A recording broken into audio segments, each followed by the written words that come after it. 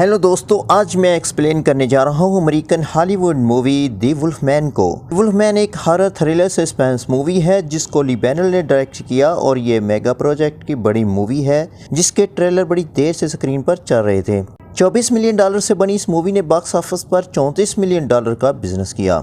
तो चलते हैं मूवी की तरफ। सबसे पहले हमें एक आर्टिकल दिखाया जाता है जिसमें हमें बताया जाता है कि 1995 में एक हाइकर सेंट्रल ओरेगन के जंगल में कहीं खो गया था। उसे बहुत तलाश किया गया लेकिन वो नहीं मिला, जिस पर मकामी कम्युनिटी के कुछ लोगों ने अंदाजा लगाया कि वो किसी जानवर से फैलने वाले वायरस का शिकार हो गया है जिसे वो हिल फेवर का नाम देते थे। लेकिन वहाँ के मकामी लोग उसे मालिगन ओनिगमान यानी कि फेस ऑफ वुल्फ के नाम से जानते थे। तो कहानी की तरफ चलते हैं जो ब्लिक से शुरू होती है, जो अपने सख्त मजाज फादर ग्रेडी के साथ एक मकामी कॉटेज में रहता है। एक सुबह वह अपने फादर के साथ हाइकिंग पर जाता है जहां इसका फादर उसे वाइल्ड लाइफ के बारे में इंफॉर्मेशन देने लगता है। ग्रेडी यहां का मुकामी है इसलिए उसको बहुत सा एक्सपीरियंस है। इसी दौरान उन्हें एक हरन दिखाई देता है जिसका शिकार करने के लिए ग्रेडी गन पॉइंट करता है, लेकिन हरन भाग जाता है। ब्लिक हरन को निशाना लगाने के लिए दूसरी तरफ जाता है और गन पॉइंट पर बार बार देखने की कोशिश करता है तो उसे हरन तो नजर नहीं आता लेकिन इंसानी मखलूक जैसा कुछ नजर आता है जो बड़ी तेजी से इधर उधर हरकत कर रहा था। ब्लिक की नजर उस पर ठहर नहीं पा रही थी। इस कश्मकश में उसका फादर ग्रेडी उसके पास आ जाता है और उसे डांटना शुरू कर देता है। फिर वो दोनों अभी बात ही कर रहे थे कि अचानक उन्हें कुछ आवाज़ सुनाई देती है और करीब ही किसी की मौजूदगी का एहसास होता है और वो दोनों जल्दी से पास ही बने हुए ट्री हाउस में छुप जाते हैं। लेकिन वो क्रीचर सीढ़ियाँ चढ़कर उनकी तरफ आ रहा था। ग्रेडी अपनी गन को पॉइंट पर लेता है और तैयार हो जाता है। फिर उन्हें इस क्रीचर के जिस्म से निकलती हुई भाप भी महसूस होती है। उसकी स्मेल अजीब सी होती है, यानी कि बहुत गंदी। फिर उन्हें महसूस होता है कि वो क्रीचर पीछे की तरफ गया है और हमला करने ही वाला है। तभी वहाँ एक और जानवर की मौजूदगी का एहसास होता है और क्रीचर उस जानवर पर हमला कर देता है और उसे मारने के बाद वहाँ से चला जाता है। ग्रेडी देखता है कि उस क्रीचर ने एक हरन पर हमला किया था। ये वही हरन था जिसको ग्रेडी ने देखा था। इस क्रीचर ने हरन को चीर फाड़ डाला था। ये देखकर ग्रेडी को पसीना आ गया और वो बहुत परेशान हो गया और खौफ से उसकी आंखें फट रही थी। इसी दौरान ब्लिक ग्रेडी से उस जानवर के बारे में पूछता है तो ग्रेडी उसे ये कहकर टाल देता है कि वो सिर्फ एक बियर था। फिर रात को ब्लिक अपने फादर को कम्युनिटी के एक दूसरे शख्स डैन से बात करते हुए सुनता है जो कह रहा था आज इसने एक गुमशुदा हाइकर को देखा है जो फेस ऑफ वुल्फ बन चुका है। ये सुनकर दूसरा आदमी भी परेशान हो जाता है और ब्लिक भी डर जाता है। कहानी 30 साल आगे शिफ्ट होती है जहां हम ब्लिक को अपनी बेटी जिंजर के साथ जिसे वो बेहद प्यार करता है और जिंजर की हरकत की वजह से उसे डांटता भी है, लेकिन जल्द ही वो उसे मना भी लेता है। जिंजर भी अपने फादर यानी ब्लिक से बहुत प्यार करती है क्योंकि उसकी माँ शार्लेट अपने काम में बहुत बिजी रहती है जिसकी वजह से वो जिंजर को इतना टाइम नहीं दे पाती। एक शाम शार्लेट घर आती है और ब्लिक को कुछ डॉक्यूमेंट देती है जिसमें ब्लिक के ओरेगन वाले कॉटेज की चाबी और उसके फादर ग्रेडी का डेथ सर्टिफिकेट होता है। ग्रेडी कई सालों तक लापता रहा, फिर ओरेगन स्टेट ने उसे मुर्दा करार दे दिया था।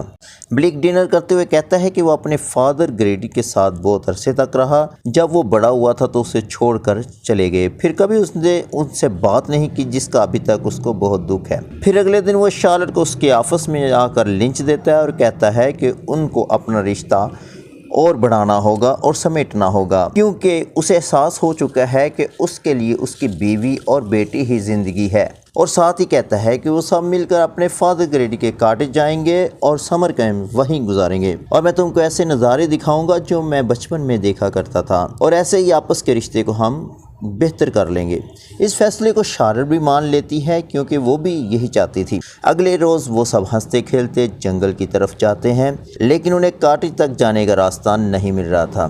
तभी उन्हें ट्री हाउस में एक आदमी नज़र आता है जो सीढ़ी उतरकर उनके करीब आता है और ब्लिक को कहता है कि मैं तुम्हारे दोस्त डैन का बेटा डेरेक हूँ और मैं तुमको बहुत अच्छी तरह जानता हूँ। दोनों थोड़ी देर बात करते हैं और डेरेक ब्लिक को बताता है कि ग्रेडी वाला रास्ता बंद कर दिया गया है, चलो मैं तुम्हें दूसरा रास्ता दिखाता हूं जो कॉटेज तक जाता है। वो ब्लिक के साथ ट्रक में बैठ जाता है लेकिन शार्लेट उसे देखकर थोड़ा सा खौफ महसूस कर रही थी और डर रही थी क्योंकि डेरेक के पास गन होती है और वो था भी अजनबी। लेकिन ब्लिक उसे रिलैक्स करता है और कहता है कि किसी के पास गन होना यहाँ आम सी बात है। ये लोग चलते हुए कॉटेज के करीब पहुँच भी जाते हैं लेकिन रास्ते में ब्लिक को एक क्रीचर नज़र आता है जिससे वो घबरा जाता है और ट्रक बेकाबू होकर उल्ट जाता है। ट्रक के उल्टने के बाद ब्लिक गिर जाता है और शार्लेट और जिंजर को ट्रक के ऊपर वाली साइड में भेज देता है। तभी उसे फिर क्रीचर की आवाज़ सुनाई देती है और वो साइड मिरर में देखता है तो क्रीचर नज़र आता है जो ब्लिक पर हमला करता है, लेकिन विंडो ग्लास की वजह से ब्लिक बच जाता है, लेकिन उसका हाथ ज़ख्मी हो जाता है। फिर वो देखता है कि क्रीचर डेरेक को चीर फाड़ कर मार चुका था और उसे अपने साथ घसीट कर ले गया था। ब्लिक ट्रक से बाहर आता है और जिंजर और शार्लेट को संभालता है और वो तीनों जंगल से गुजरते हुए कॉटेज को तलाश करने लगते हैं। कुछ दूर चलने के बाद वो कॉटेज के करीब पहुंच जाते हैं, लेकिन तभी वो इंसानी नुमा जानवर वहां पहुंच जाता है और इन पर हमला करने के लिए आगे बढ़ता है, लेकिन वो जल्दी से कॉटेज के अंदर चले जाते हैं और बच जाते हैं। ब्लिक दरवाजे को अच्छी तरह बंद कर देता है और जिंजर को सोने के लिए भेज देता है।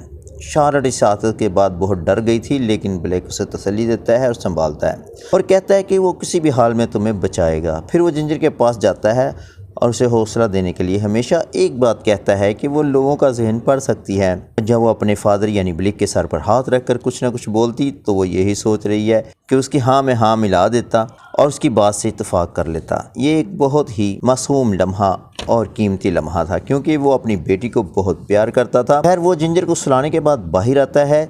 यहाँ शार्लेट उसे पूछती है कि वो क्या था। इस पर वो कहता है कि मुझे नहीं मालूम कि वो क्या था, लेकिन ऐसा लगता है कि वो एक इंसानी जानवर है, क्योंकि मैंने उसे 2 पाँव पर चलते देखा है।